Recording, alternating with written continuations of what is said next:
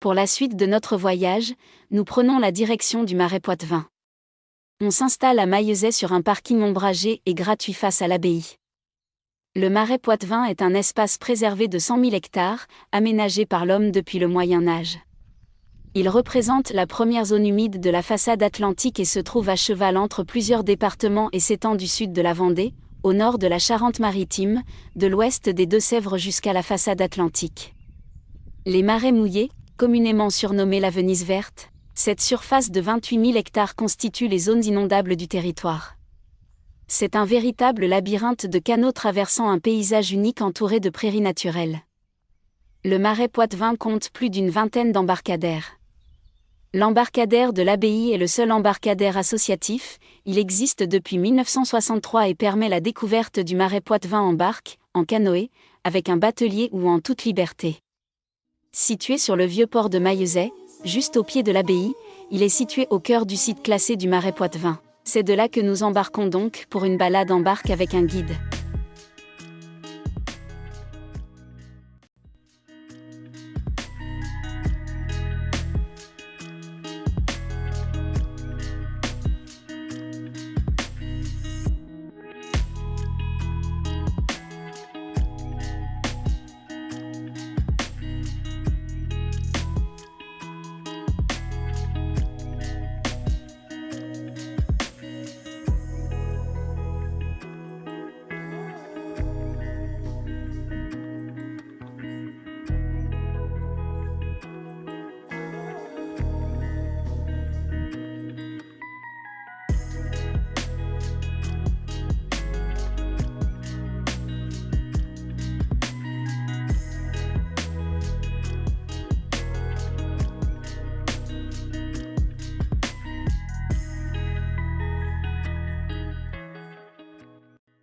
Sinon, vous allez bien, Michelin? Parfait, Très bien. merci. Vous êtes en vacances actuellement? Oui, Et vous venez d'où? Bordeaux. Où ça? Bordeaux. Bordeaux? Ah oui, ça va. Si vous venez spécialement pour le Marais ou non, vous avez fait... On a fait un tour. Ok, vous On est faites monté à Noirmoutier. en plusieurs étapes. Ouais. Donc vous avez mangé à l'échauguette ce midi? Non, on est arrivé là. Ah non, juste le petit dessert, Ouais. la petite bière.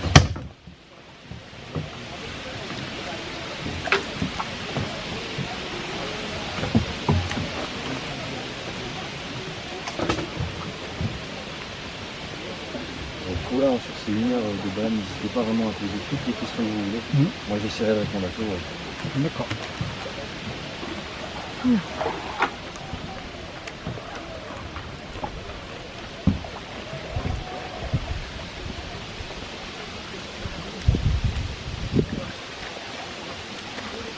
Les terrains autour, ça servait pour de la culture ou Là, il y a un petit peu de maraîchage, mais c'est assez exceptionnel, c'est surtout pour le pâturage. Ah, le pâturage, ouais. Donc les propriétaires, c'est surtout des éleveurs, ils peuvent mettre un peu ce qu'ils veulent, mais c'est surtout des vaches. D'accord. Donc surtout du pâturage voilà, de bovins. aussi. Ouais.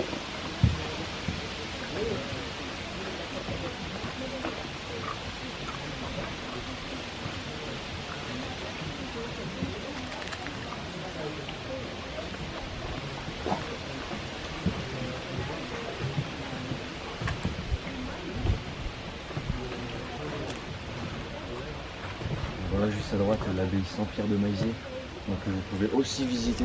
Ouais. On va le faire après. Ah, juste après, vous le faites, Ouais. oui.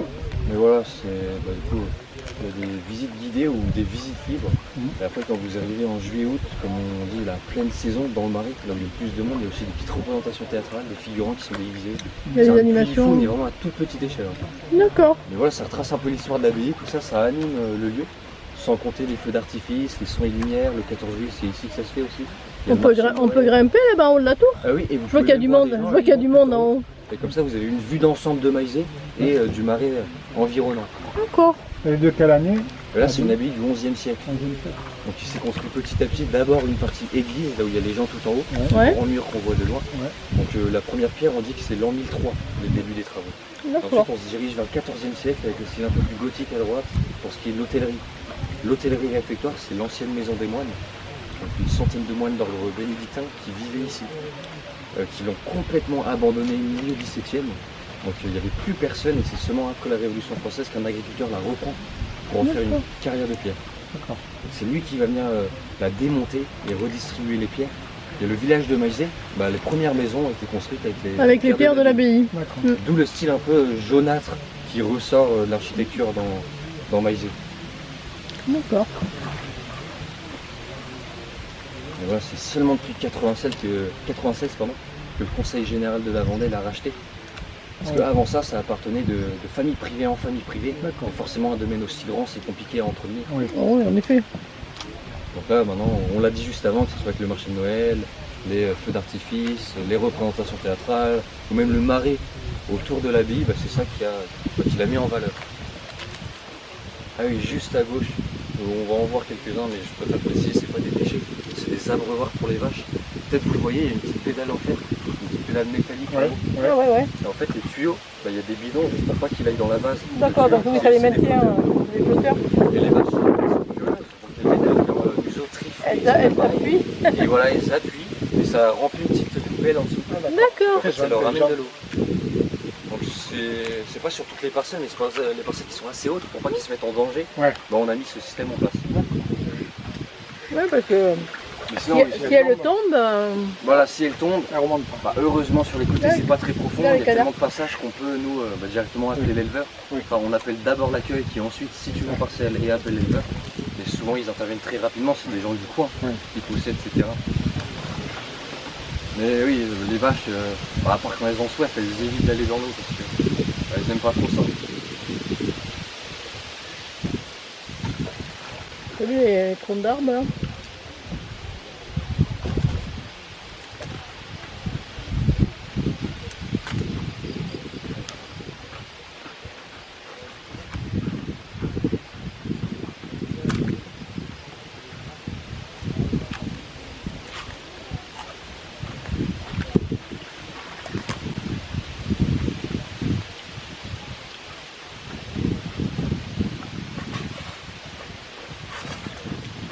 Et vous êtes de la région, vous êtes saisonnier? Là j'habite à 5-6 km de là. Combien? 5-6 km Ah ouais, de là. vous êtes à côté. Je peux même venir en vélo si je veux, mais après, Et vous faites la saison? voilà, dans le marais on dit que c'est des saisons d'avril à novembre. D'accord. C'est belle saison.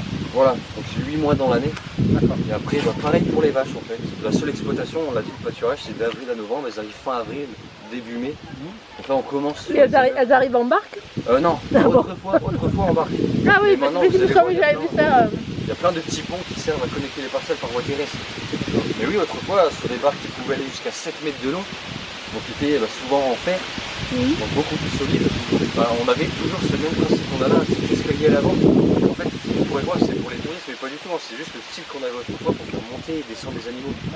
Nous, on a juste changé les matériaux, diminué la taille, on rajoute des bancs et on peut faire des balades. Voilà, tout à fait. Sinon, ouais, c'est le même style qui servait à déplacer des animaux à l'époque. Mais maintenant, voilà, les ponts, c'est plus facile. On Bah va ouais. dire que les barques, c'est que pour le loisir. Le loisir et le tourisme. On peut dater les canaux du marais ou non?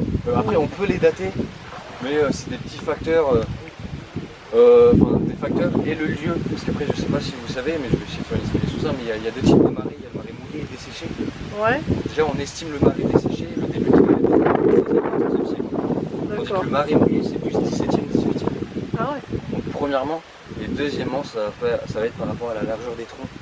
Donc les troncs les plus anciens, ils nous donnent une indication de quand est-ce qu'on a commencé à aménager. Ouais, parce que justement, ces arbres, ils servent à maintenir les berges.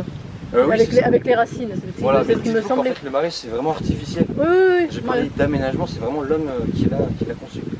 Et Non, mais c'est pour ça que je demandais si on pouvait dater les dates de début d'aménagement. Voilà, après c'est assez flou, c'est pas exact à chaque fois. Mais comme je le dis, on peut estimer par rapport à. Il pourrait différents passer facteurs. à la passerelle. Et voilà, des petits. Et on passe en dessous? Faut se pencher? Comment ça Faut se pencher ou on passe Normalement, ça passe. Normalement, ça passe. Faut pas être grand, quoi. Voilà. Bon, nous, on n'est pas grand, ça va aller. Non, mais du coup, voilà, dans ces fossés, vous allez avoir ces rangées de frênes de part et d'autre de la berge et qui servent, comme vous l'avez dit, à tenir les berges justement grâce à leur système racinaire. Leurs racines elles vont chercher loin à l'horizontale comme si les arbres se tenaient la main et c'est ça qui maintient la berge en bon état. Donc il y a tout un entretien derrière. Hein. C'est Bah pour ça, oui, ils ont des parce qu'il formes faut les bizarres, tailler, parce que il faut. on les coupe en tétards, c'est pour ça que vous pourrez entendre le frêne tétard du marais. Ça consiste à les entêter. On leur coupe la tête, comme ça ils grandissent pas trop. Donc ça diminue le risque pour qu'ils tombent. Oui. Mm. Et surtout ça fait du bois de chauffage. Parce que la coupe tétard, l'avantage c'est qu'à chaque fois l'arbre il reprend. Ça fait un moignon, une grosse boule, et ça Et après, il reprend. repart. Ouais. Et Il comme ça, repart bah, de. vous coupez, je sais pas, tous les 4-5 ans, c'est la moyenne. Et vous pouvez faire des stocks de bois. Un très très bon bois de chauffage, c'est pour ça qu'à l'époque, les maraîchers, les habitants du Marais, ils l'ont choisi. Et voilà, bah, vu qu'ils grandissent pas, c'est ce qu'on disait tout à l'heure, bah, pour estimer un peu l'âge d'un fossé, bah, plus ils sont gros en largeur, pas en hauteur mais en largeur, bah, plus ils sont âgés. Et là on a des spécimens dans notre zone à nous qui peuvent aller jusqu'à 200-300 ans. Ah, quand même. Hein. C'est une bonne durée de vie. Ah oui, bah, un frêne, bah, c'est très résistant, en plus ils sont les pieds dans l'eau. Donc on va dire qu'ils sont pas trop impactés par les périodes de sécheresse ou autres, juste les inondations. Parce que forcément c'est une zone qui peut être sous le niveau des eaux en hiver. Mais bon, le frêne a des très bonnes racines, toujours une partie en surface, donc il continue de faire de la photosynthèse. Donc du coup, il n'est pas trop impacté. Non, voilà. Et là, par rapport aux différentes sécheresses qu'il y a eu ces derniers temps, le Marais, il a été impacté ou non? Bonjour. Ah oui, je vais juste éviter l'accident. Oui. Bonjour. Bonjour. Et sinon, oui. En fait, c'est un niveau qui varie énormément dans le Marais. Ce niveau d'eau que vous avez là, dans 2 mois, ce sera même plus le même. Ah ouais, mais Et oui. cet hiver non plus. En gros, pourquoi est-ce qu'on fait des saisons d'avril à novembre? Parce qu'on est en zone inondable, on dit que le Marais c'est une cuvette. Une cuvette faite majoritairement d'argile. Ça veut dire qu'en fait c'est un récipient, l'eau ne peut pas s'infiltrer dans l'argile. Mhm. Et tout autour du Marais c'est le bassin versant. Donc en gros des terres qui sont surélevées. Et à chaque fois qu'il pleut, l'eau elle ruisselle sur ce bassin versant et elle atterrit dans la cuvette. Donc c'est pour ça qu'en hiver l'eau, ça monte jusqu'à 1 mètre, 1,5 m par-dessus les parcelles que vous avez à droite et à gauche. D'accord. Donc imaginez-vous, même les barques, on passe même pas sous le pont là-bas. Oui, oui. Ouais. C'est pour ça qu'on arrête l'activité. Les vaches, pareil, elles sont rentrées sur des îlots calcaires. C'est des petites buttes de terre qui sont en hauteur. Donc voilà, elles vont se réfugier en hauteur. Donc en hiver, il y a ce niveau-là, qui descend progressivement jusqu'en avril. Une fois que le niveau est convenable, on peut ouvrir. Et en fait, l'été, avec l'évaporation, ça diminue, ça diminue, ça diminue. On Il y a arrive eu à la fin de l'été. il y a eu des périodes en été où il n'y avait pas assez d'eau pour... Ouais, c'est ce que j'allais dire justement. On arrive en fin d'été, il y a les 2 saisons précédentes avec des voies d'eau, il n'y a même pas 50 cm. On a beau avoir des barques à fond plat, Ouais. ça facilite l'accès. Si elle est trop chargée, on va racler le fond. Ouais, oui. Et donc dans ce cas-là, soit on cure les fossés, donc on fait appel aux éleveurs qui ensuite font appel à des associations d'agriculteurs qui ramènent les pelles mécaniques, tout ça, pour creuser la voie d'eau, renouveler la profondeur en fait. Soit juste on change de circuit pour la saison et on attend avec impatience l'hiver, Ouais. parce que chaque hiver, le cycle recommence. Ah oui, il Il y a l'eau pleut. qui et- remonte et- ouais, Voilà, ça fonctionne comme ça dans le Marais mouillé. Et d'ailleurs, si vous n'avez pas fait le lien, mais Marais mouillé, c'est parce qu'une partie de l'année, les pieds dans l'eau, il est mouillé. Et voilà, après tous les villages aux alentours, même l'abbaye, peut-être vous l'avez remarqué, mais tout est en hauteur sur des îlots calcaires comme je l'ai mentionné précédemment. D'accord. Donc normalement vous l'avez remarqué, mais peut-être sans le savoir, mais vous avez bien dû descendre pour aller jusqu'au restaurant et même jusqu'à l'embarcadère. Oui, c'est vrai. Voilà, parce que vous arrivez dans la cuvette, alors qu'avant vous étiez en hauteur. Ouais. Et voilà, je parlais de 1 m, 1,5 m, c'est sur ce style de parcelle là.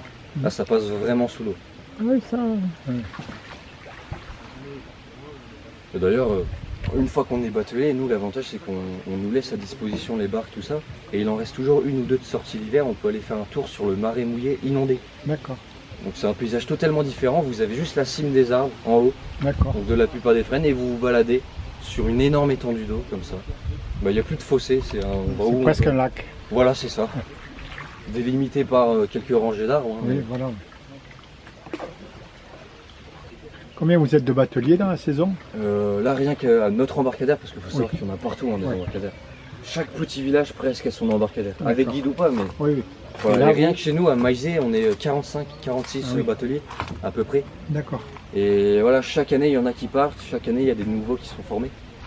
Et en fait, je dirais que le gros plus de notre embarcadère, je ne sais pas si vous l'avez remarqué, mais c'est qu'on est le seul embarcadère associatif qui fait travailler uniquement les jeunes. Ah, donc, Donc de 16 à 20 ans. d'accord. C'est pour ça que je dis souvent après 20 ans, 21 ans, c'est Ouais, pas qu'on ça est va. mis à la porte, mais c'est qu'il faut aller dans un autre embarcadère. Ouais. Parce que chaque année, là, il y avait 18 nouveaux qui étaient formés. D'accord.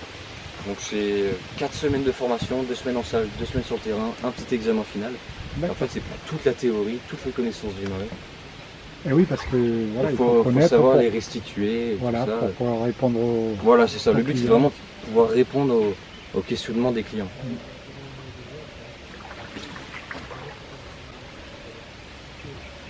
Et après, voilà, je parle de 45 bateliers, mais il n'y a que nous, mais rien qu'à Maizé, il y a 2 embarcadères. Et il y a les périodes calmes, non? Parce que là, c'est Là, je veux dire, Là, c'est oui, un on en- week-end, c'est un gros week-end. C'est Mais, ça, c'est un gros week-end, il fait et- beau, donc il y a pas mal voilà. de monde, vous l'avez vu. Hein. donc tous les bateliers doivent être pris là. Non, même pas, on Non. a une quinzaine aujourd'hui. Parce Ah qu'il oui. faut compter ceux qui partent sans guide. Ah oui, Vous pouvez Ouais. aussi louer canoë Oui, et je barque sais, sans oui. batelier. ouais, ouais. Du coup, on n'a pas forcément beaucoup besoin de batelier. Mais D'accord. c'est surtout en juillet-août. Là où il faut les 45. Voilà, où on tourne à une trentaine pour faire l'emploi du temps des jours de repos. Ouais, ouais. Comme ça, voilà, souvent on est 20, 25, 30 pour les plus grosses journées. Donc il y en a, ils font des plus petites saisons, non, j'imagine. Ah oui, après par contre, ils veulent un maximum de main-d'œuvre en fait pour juillet-août, c'est là où il y a le plus de monde. Ouais. Et en avant et après saison, c'est surtout sur du positionnement. D'accord, En gros, vous avez des disponibilités, vous mettez tel et tel week-end, et à partir de ça, ils font un planning. d'accord. Et en pleine saison, par contre, c'est un contrat pour tout le mois de juillet, tout le mois d'août. C'est pas je me mets tel jour, tel jour. Ouais. Mais oui, c'est pour ça, en avant-saison, malgré qu'il y ait du monde aujourd'hui, ça reste beaucoup plus calme. C'est le début des balades, c'est l'ouverture. Même l'ambiance, c'est le printemps, il y a tout qui débourre, qui est bien vert. Et après, comme ça dépend du temps, ça dépend beaucoup de choses. Voilà, bah, en que là, début il de fait saison, beau. c'est vrai que c'est beaucoup plus aléatoire la Voilà. météo. Là, il fait beau, donc ça donne envie de venir. Voilà. Alors que s'il pleuvait, ben, il y aurait beaucoup moins de monde. Bah, pendant les vacances d'avril, il y a des jours où il pleuvait, même pas j'ai été appelé. Ouais. Parce que ça sert à rien, il n'y a Il n'y personne. a personne. Ouais, ils sont obligés d'être ouverts pour les réservations, tout ça, mais.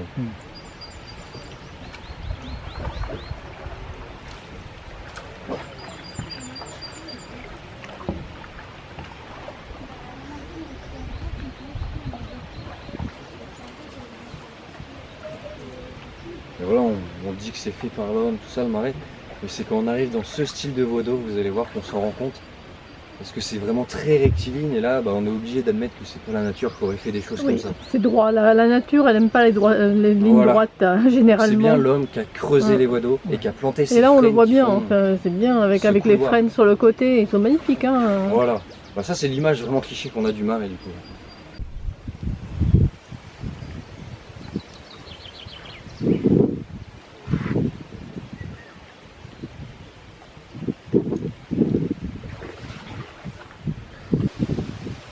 Oui, carrément au milieu du chenal. Vous avez beaucoup d'étrangers aussi? On a bah, surtout en pleine saison, avant saison Ouais. et après saison, c'est surtout des gens qui viennent du coin D'accord. ou en tout cas de France. Mm. Et on a pas mal d'anglais, de néerlandais, des suisses, D'accord. des allemands. Mm. Ouais, surtout le côté est, Ouais. on va dire de l'Europe. Mais c'est rare qu'on a de l'outre-mer comme des Américains. C'est arrivé une fois, moi en 4 ans, c'est arrivé une seule fois des Américains qui venaient du Texas. Ça faire devait, une balade. ça devait les dépayser. Ah bah oui. Ah oui, bah c'est. Ah mais non, mais à Houston, ils ont le truc avec les barques, tu sais. À Ouais. Houston aussi, ils ont un circuit en barque. Ouais, mais ça surprend parce que ça arrive très rarement. Ouais. Et voilà, c'est majoritairement des Anglais. Et là, il faut parler l'anglais. Et voilà, du coup, on propose aussi les balades en anglais. Ouais. Heureusement, comme je dis, c'est que des jeunes, donc il y a des étudiants qui sont en études de langue et tout. Ouais, donc, Bah là, on leur passe les balades à eux parce que Ouais. moi, personnellement, j'ai fait 2 balades en anglais, c'est pas mon domaine. Donc, heureusement, je dirais, il y a beaucoup de gens qui viennent dans le marais uniquement pour le calme. Ouais. Et donc là, bah, ça limite, on va dire, les erreurs en anglais parce qu'on peut juste les laisser profiter et ils auront passé à la fin une bonne balade.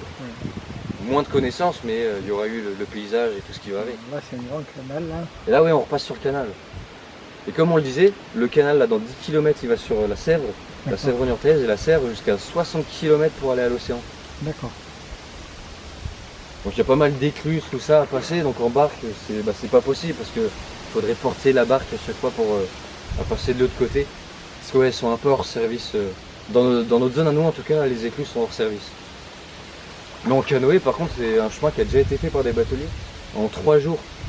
Donc 3 jours pour 68 km à peu près, D'accord. pour aller de Ouais. Maïzé jusqu'à l'océan. D'accord. On avait des parties où ils portent le bateau à l'extérieur, le Et canoë voilà, à il y a des l'extérieur. parties où il faut porter du coup le bateau pour passer Sur de les l'autre parties côté. de berge pour passer l'écluse. D'accord. Voilà. Oh, un petit pont. Petit pont de bois. Il manquerait plus que des nénuphars, on pourrait croire que c'est le pont de Monet. Oui, il est rond. Il y a quelques nénuphars sur le canal. Il y en a? Sur le canal à des endroits, mais sur les fossés c'est qu'on les brasse un peu trop. Mm. Donc ils n'ont pas le temps en fait de bien De s'implanter. bien s'implanter et de...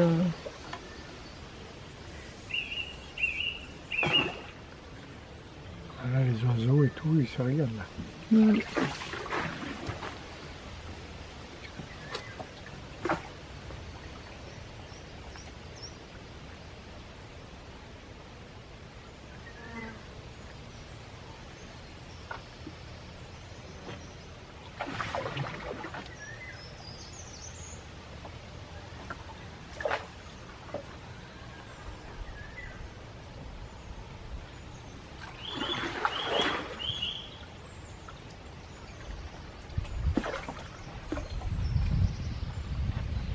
Voilà, et ici, dans quelques instants, après ce petit pont, vous allez voir, il y a un petit rond-point qu'on a aménagé nous-mêmes. Et on va s'arrêter pour parler de la pêche à l'anguille. Parce que je l'ai mentionné tout à l'heure, mais il y a le marais desséché et mouillé. Le marais mouillé, c'est là où ça prend l'eau une partie de l'année et il faut se réfugier en hauteur à l'époque. Et du coup, le seul moyen pour les maraîchers de se faire de l'argent, ça va être via la pêche. Et le poisson qui se revendait le mieux en restaurant, ça va être l'anguille. Et là, du coup, pour un peu rendre hommage au mode de vie qu'avaient les maraîchers à l'époque, on vous présente différentes techniques de pêche à l'anguille. Donc bien évidemment, il y en a plein, mais là c'est vraiment des techniques traditionnelles, avec des instruments faits par des artisans du coin, vous allez voir, donc essentiellement en bois. Donc voilà, on va vous montrer comment est-ce qu'on pouvait la récupérer, même si, je sais pas si vous le savez, mais maintenant c'est un problème l'anguille dans le marais, parce qu'il y a beaucoup de braconnage de la civelle. Ah oui, bah oui. La civelle, voilà, qui est son alevin, C'est l'alevin, ouais. et voilà, qui peut être qui peut être mise par exemple, dans des transactions jusqu'à plusieurs milliers d'euros le kilo vers les pays d'Asie. Oui. Parce que ça aurait des vertus aphrodisiaques. Ouais, ça c'est comme la corne de rhinocéros, Voilà. c'est comme les ailerons de requin. Ils disent ça avec un petit peu tout. Donc, Voilà. Donc le problème il est là. Ah oui, là il y a une nasse. Voilà. Une nasse, une fouenne. Ah oui, là c'est la tige là, Une pêche à la avec- vermée. Et puis l'espèce de trident là, souvent. C'est ça, une fouenne le trident. Ah, c'est ça. Mais on va vous expliquer avec mon collègue qui est derrière. Ouais, parce que le problème de l'anguille, c'est qu'elle fait les œufs ici, après il repart dans l'océan, et après Ouais, elle c'est revient.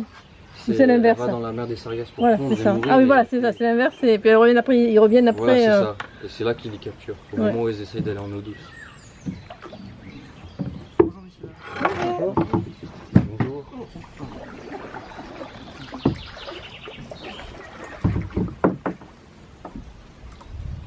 Priorité à droite.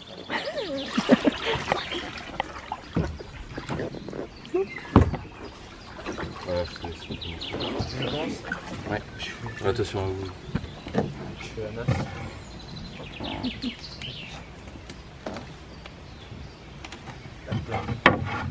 Moi, messieurs dames, je vais vous présenter la nasse qui s'appelle la botte ou la bossette patois vendée. Donc la nasse, c'est une nasse qui est faite en solosier. C'est l'arbre que vous avez avec l'écorce jaunâtre, juste ici. Donc on a utilisé l'osier puisque c'est un bois qui se gorgeait d'eau. En fait, vous n'avez pas besoin de lester la nasse avec des morceaux de plomb. Vous l'achetez et puis hop, elle va couler instantanément. Alors il fallait quand même mettre une corde parce que sinon la nasse elle coulait vraiment et puis vous la revoyez jamais. Les cordes qu'on mettait étaient beaucoup plus discrètes puisque les nasses suscitaient énormément le vol. Alors c'est un petit modèle, vous pouvez mettre jusqu'à 3 anguilles à l'intérieur, mais vous pouvez avoir des modèles beaucoup plus conséquents. Donc c'est un piège, tout simplement, avec l'entrée qui va se situer juste ici. Vous voyez à l'intérieur, ça fait une forme d'entonnoir. Donc vous avez des morceaux d'osier qui sont taillés en biseau, donc en pointe, et en fait l'anguille quand elle va rentrer, elle va écarter les morceaux d'osier qui sont légèrement souples, et une fois qu'elle va être passée, si elle essaie de faire demi-tour, de reculer, elle va se prendre les goulets d'étranglement juste ici, et donc elle ne pourra pas. Vous en avez une série là et une série au niveau du resserrement. Cette partie-là, on l'appelle la chambre d'aveuglement, puisque comme son nom l'indique, elle avait pour but d'aveugler l'anguille, puisqu'elle chasse en solitaire. Dès qu'elle voyait qu'il y en avait une dans la chambre de stockage, elle ne s'aventurait pas. Donc l'anguille va rentrer, elle va arriver ici. Elle a été attirée par un appât qu'on avait mis dans le bouchon, on appelait le bouzard. C'est un gros ver du marais, qui est à peu près épais comme mon pouce, qui était long de 10 cm. On venait le tailler et le mettre dans une chaussette ou dans un collant de femme. L'anguille mastiquait ça, ça le mangeait pas totalement, ça diffusait du sang et ça en attirait d'autres. En fait, un peu tout ce qui sentait très fort, ça marchait. Le bouchon, on le laissait toujours avec soit un grillage, soit avec une perforation pour laisser sortir les civelles, qui sont interdits de pêche en eau douce. C'est le petit de l'anguille et il y a beaucoup de braconnage autour de la civelle. Donc on essaye de limiter ça. Et puis ça calibrait la pêche directement, ça vous évite de faire un tri juste derrière. Et après vous ouvrez le bouchon et elle tombe dans votre bateau. Les nasses aujourd'hui sont plus trop utilisées puisque l'osier, il y a moins en moins de personnes qui savent le tresser. Et vous êtes surtout limité à 3 engins par carte de pêche. Avant vous en aviez 200, mais vous mettiez vos 200 nasses. Merci. Et juste ici, un deuxième instrument qui sert aussi également à récupérer l'anguille, c'est une fouenne. Donc en fait c'est un instrument d'exposition, un peu comme la nasse, c'est beaucoup plus grand d'habitude, mais c'est juste pour qu'on le tienne facilement et qu'on puisse vous le montrer assez aisément. En fait, c'est une partie métallique qui ressemble un peu à une grosse fourchette et on va s'en servir tout pareil. Le but, c'est de coincer l'arête dorsale de l'anguille, donc c'est sa colonne vertébrale juste ici. En fait, quand on la voit se balader dans l'eau, le but c'est de taper dessus pour venir. Là, c'est tout rouillé, hein, c'est vraiment abîmé, mais de base ça s'ouvre plus. En fait, ça va s'ouvrir sous l'effet de la pression comme ça et ça se referme. Et les dents qui sont un peu vers le ciel, du coup, ça l'empêche de redescendre. Oui. Donc en fait, avec un niveau d'eau aussi important, vous doutez bien que c'est compliqué d'attraper une anguille. On va pas faire ça un petit peu à l'aveuglette comme ça. Il vaut mieux faire ça pendant les périodes de curage de fossé. Donc pendant les périodes de curage de fossé, maintenant on fait ça avec des pelles mécaniques, mais à l'époque il fallait mettre des bâtards d'eau, c'est des murs avec des planches en bois et de la vase. On met ça de part et d'autre d'un fossé, ensuite on vient le vider avec un seau, et après on allait creuser donc pour le curer. Et juste avant cette étape du curage, il restait un mince filet d'eau où les poissons étaient coincés. Nous on était sur la berge avec un manche beaucoup plus grand et on pouvait venir avec notre fourchette en fait venir saisir les poissons. Sauf que c'est adapté seulement pour l'arête dorsale de l'anguille, c'est-à-dire que si c'était un autre poisson qui n'avait pas la morphologie du coup adaptée, on allait juste le perforer, le planter. Donc on allait tuer beaucoup de poissons inutilement qui allaient mourir un peu plus loin, qu'on pouvait même pas récupérer. Et même l'anguille, si on arrivait à la récupérer, parce qu'on était on avait le coup de main, on allait l'abîmer. Parce que comme je l'ai dit, c'était assez aiguisé. Donc du coup le poisson il était en mauvais état, il avait pris un goût de vase, ça se conservait mal. Et même pour le revendre, ça allait être compliqué. Sauf que les gens ils voulaient se faire de l'argent avec la vente à l'anguille. Enfin, en vendant des anguilles, mais du coup ça allait limiter tout ça. Donc maintenant c'est interdit du coup, parce que ça a été trop barbare envers la faune marine. Mais c'est pour ça on dit que c'était quand même utilisé par les maraîchers les plus pauvres, souvent pendant les périodes d'entre-deux-guerres ou d'après-guerre, quand il fallait manger quelque chose, même si votre poisson il a un goût de vase, c'est pas grave, il est quand même mangeable. Et voilà, c'est plus pour la valeur historique qu'on vous le présente celui-là, mais on l'utilise plus. Ouais, si tu veux. Et donc je vais finir avec la vermée ou la vermeille en patois. Alors la vermée ça désigne en fait ce truc là. Donc c'est une pelote de vers de terre. Donc là c'est un fil en nylon et puis c'est des vers de terre en plastique. Alors on l'accrochait souvent après un bâton, donc là c'est du bambou, mais un bâton quelconque, n'importe quel bois faisait l'affaire. Le fil, on ne prenait pas un fil en nylon puisque ça ne servirait pas à grand chose, ça n'existait pas d'ailleurs. On utilisait de la laine non cardée, donc avec des petites bouloches. L'anguille, après avec une aiguille, on venait piquer les vers de terre, ça passait à travers, ça les faisait saigner un peu. Et l'anguille, vu qu'elle a les dents légèrement crochetées vers l'arrière, quand elle venait saisir le tout, elle allait se coincer les dents dans les petites bouloches. Alors c'était l'affaire de quelques secondes, donc vous étiez dans votre bateau, il fallait bien penser à mettre un fond d'eau, sinon votre anguille, dès qu'elle était dedans, elle essayait de sauter pour s'enfuir. Parce que les bateaux n'étaient pas aussi hauts que ça, hein. Ils étaient vraiment très bas, donc il fallait vraiment tirer un coup sec. Donc, là je vais pas éclabousser tout le monde, mais voilà. Il fallait tirer un coup sec et c'était un coup de main à prendre. Une fois qu'elle était dedans, c'est quand c'était fini. On utilisait ça aussi pendant les temps orageux. Quand il fait de l'orage, vous prenez un parapluie. Vous alliez le retourner sur la berge, ou une ombrelle, ça marchait aussi. Les bords du parapluie étant trop élevés pour elle, il fallait aussi mettre un fond d'eau pareil pour pas qu'elle sorte. Et une fois qu'elle était dedans, c'était pareil, c'était fermé. Alors c'est pour les gens qui n'avaient pas de bateau. Et ça servait pas mal. Alors malheureusement, c'est une technique vraiment un peu de bonus parce que on n'allait pas trop l'utiliser. On donnait ça principalement aux enfants parce que c'était facile à fabriquer. C'est des trucs qui se trouvaient assez facilement. Mais s'ils nous pêchaient un poisson, ça faisait un truc à manger le soir et puis on pouvait conserver tout ce qu'on pêchait avec la nasse pour leur vendre. Merci. Merci à vous. Est-ce que vous avez des questions ?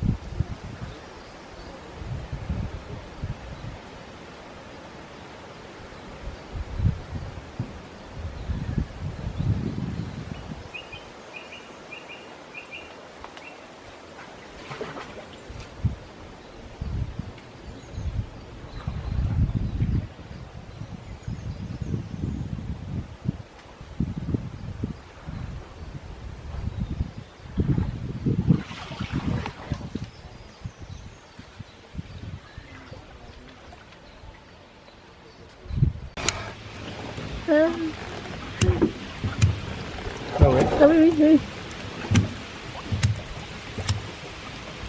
Ah oui, ça, je ouais. vois, oui. Voilà.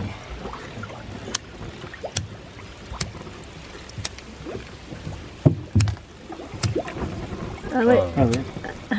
Voilà. J'ai peur de manquer ça. Ah, merci. Après cette agréable promenade, nous visitons la majestueuse abbaye Saint-Pierre de Maillezais. Les imposants vestiges de l'abbaye se présentent à nous sur un îlot verdoyant au pied duquel coule avec nonchalance la jeune Autise. Cette abbaye romane fut édifiée en 1003 sur un îlot calcaire du golfe des Pictons, à l'emplacement d'une puissante forteresse. Le pape Jean XXII l'élève en 1317 en cathédrale gothique, mais autorise les moines à rester sur place. Pendant les guerres de religion, le chef de guerre et poète, Agrippa d'Aubigné en fait une forteresse protestante. Il la vend en 1610 au duc de Rohan, chef de guerre des rébellions huguenotes contre le pouvoir royal catholique. Mais les assauts répétés des forces catholiques causent très vite sa ruine et elle est abandonnée. À la Révolution française, elle est vendue comme bien national et devient propriété d'un démolisseur qui la transformera en carrière.